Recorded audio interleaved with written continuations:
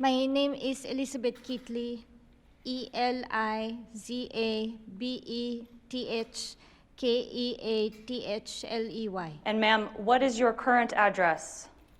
1606 Pasture Lane, Bloomington, And where were you born? the Philippines. On what date? October 28, 1978, Okay. And what is your citizenship? Philippines. Do you have citizenship in any other country? No, And do you believe that you are a citizen of the United States? no, Have you ever believed that you are a citizen of the United States? no. Now, do you recall registering to vote at the Department of Motor Vehicles in 2004? Yes, in Bloomington. Now, why did you go to, back in 2004, why did you go to the Department of Motor Vehicles? Because I want to get my driver's permit and my state ID. Okay. Read what it says right now to the court, Yes. if you can read it for the court. Read this. Yes, below the affidavit. If you check no to either of these questions, do not complete this form. I swear or affirm that I am a citizen of the United States. There should be an interpreter. The first part that you read, ma'am, I am a citizen of the United States. There's a block, yes there, and no. And can you tell the court which block is checked off? The left one, the yes. And could you read the last statement, please? The information I have provided is true to the best of my knowledge under penalty of perjury.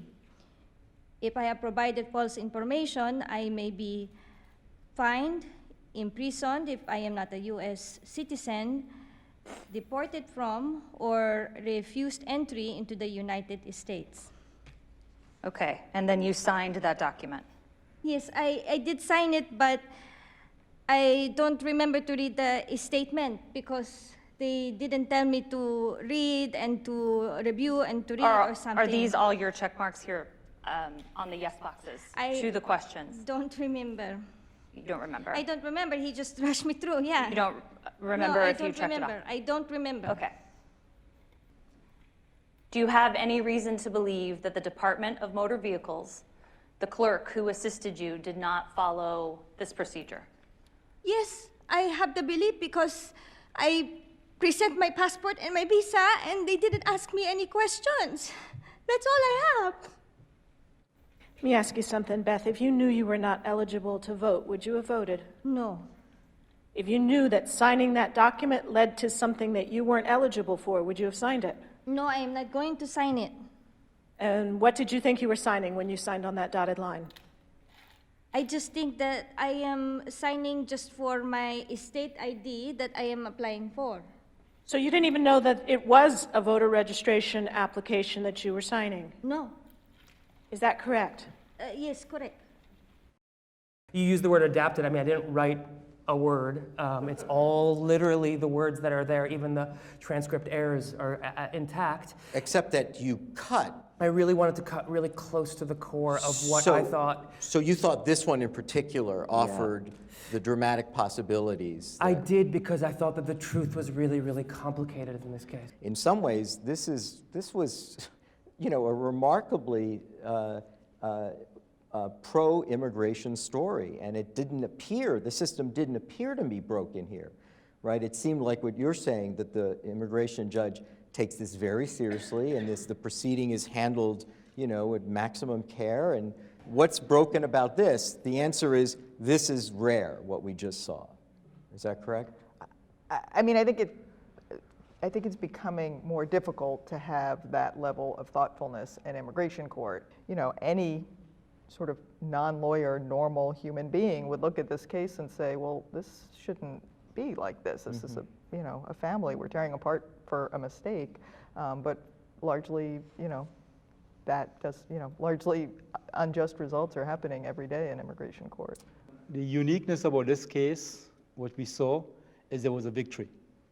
Usually there are no victories in immigration, and you know, when we speak to lawyers, student lawyers, about getting involved in immigration, we tell them be prepared to lose every time. The fact is that this system is not broken. It is acting the way it is meant to act, which is to remove people from this country who are immigrants. There's a lot of cases you just, as an immigration lawyer, can't do anything about. The law is unfortunate. People want to come here. Once in a while, if it's the right relationship, marriage case, hardship, if you've been here long enough. This is an oddball case, and what was so striking about it to me was this is screaming out for advocacy because this family is doing everything they're supposed to do to be able to, be a member of this society. No, the vast majority of people that want to come here, there aren't sufficient laws to allow them to fit into a slot. There were a lot of days you go home and you cry as a judge because you really had people who were as compelling as the Keithleys, but the law didn't allow you to do anything. And what another thing that I've said is that in a democracy you have to have society has to have faith in its immigration courts, in its courts in general. But I think it's scary. I think we're heading in a direction where I'm not sure how many more years we're going to be able to continue to have faith in the courts. It's a compelling story. She does everything right. President Trump would say, I'm talking about the murderers and the rapists and the undocumented and those people. That's what I'm talking. I'm not talking about her. I think he might even say she should have been admitted into this country. There's so many sympathetic cases. I mean, we were talking before about the border. I mean, with this administration, we're seeing asylum seekers vilified and called fraudsters and con jobs. I mean, that's to me one of the most difficult things working under this administration is there's no shame, there's no humanity. So right. I wouldn't, I mean, to us we say, wow, this case should be an anomaly because it seems so unfair, and even no matter what your political persuasion, this case would change your mind. I don't think so.